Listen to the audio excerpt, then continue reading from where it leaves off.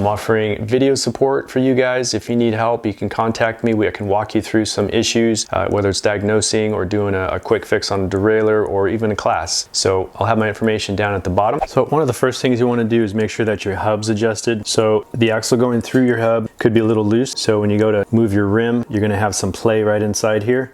Actually here and here. Grab the wheel here. I'm just using 2 little fingertips real gently, moving it side to side.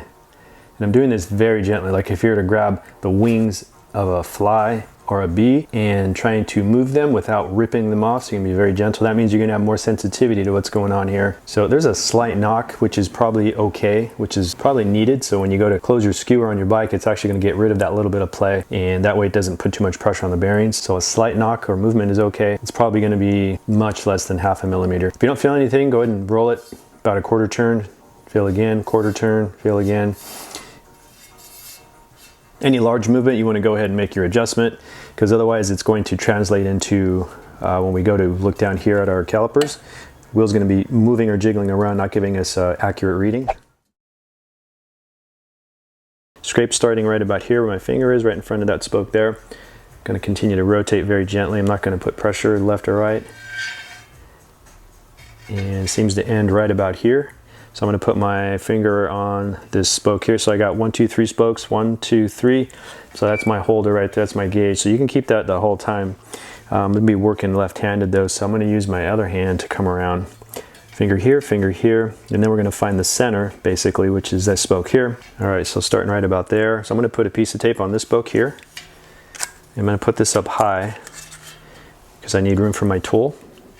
Then we're going to keep moving, scrape, and it stops right about here. So I'm going to go ahead, and it's stopping in the middle between these 2 spokes, but I'm going to put it on this spoke right there.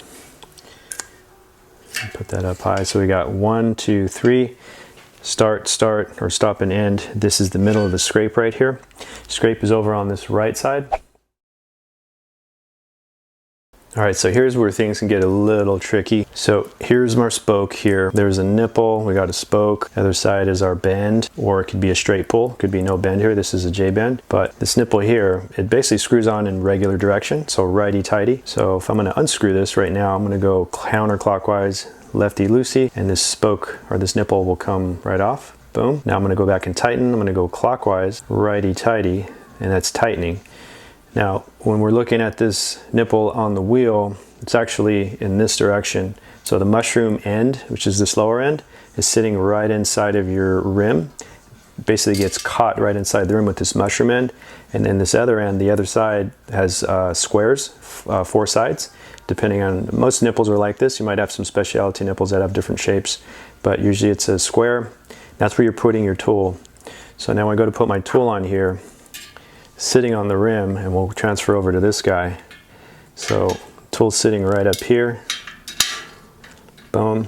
So when I go to tighten clockwise, I'm turning in this direction, which means my tool is going to be turning in the same direction. So whenever you get confused, just pretend you have maybe a screwdriver down here at the bottom. That means my tool is going to be turning this way. It'll be going in this direction, just like that. That's tightening. Now if I want to loosen, I'm going to go that direction and go this way here.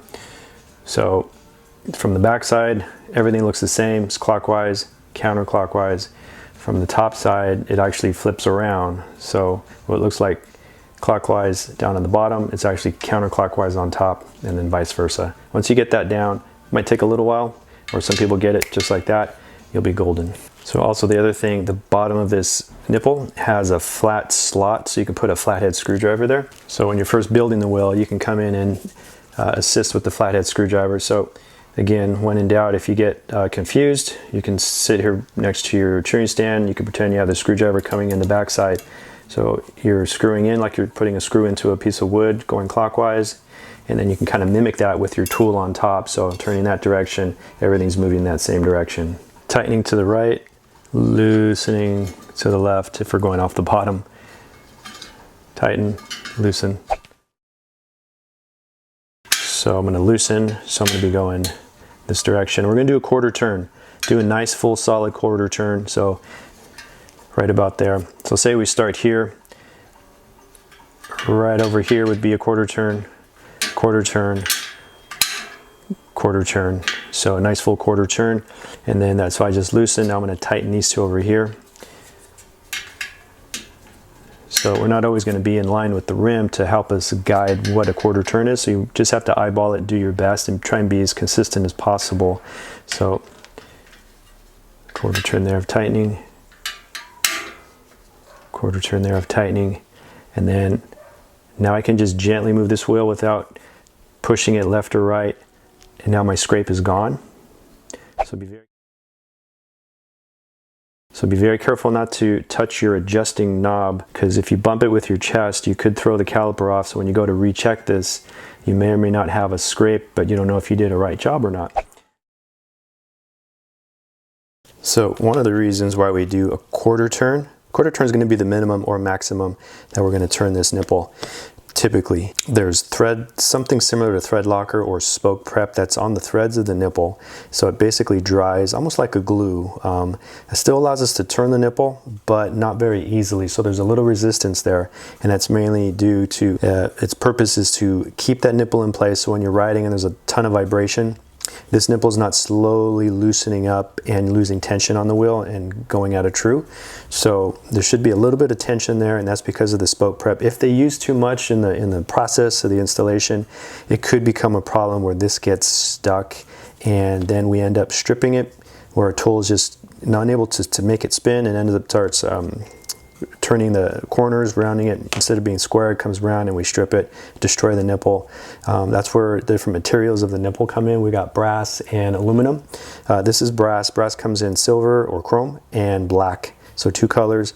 And then aluminum come in multiple colors. It's a softer material, so it doesn't last as long, and it has an easier time of stripping or getting crushed if we have issues like that. So going back to that important point, when we go to turn this a quarter turn, a lot of times the spoke itself wants to turn with the nipple, so then you have the whole length of that spoke getting twisted, and then it stays under tension, so it's giving you a false sense that we actually made an adjustment.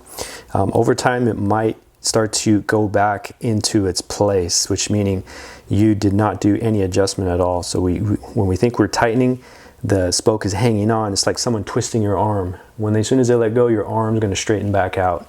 So if we can get past, at least break the tension. Sometimes you hear a snap or a ting or something like that. We're just breaking the glue or the spoke prep there a little bit, which is totally normal, which is what needs to happen. Sometimes the spoke prep is holding this nipple pretty solid to this here, and we have to turn it, maybe turn this spoke wrench a quarter turn or a half turn or more just for it to break loose.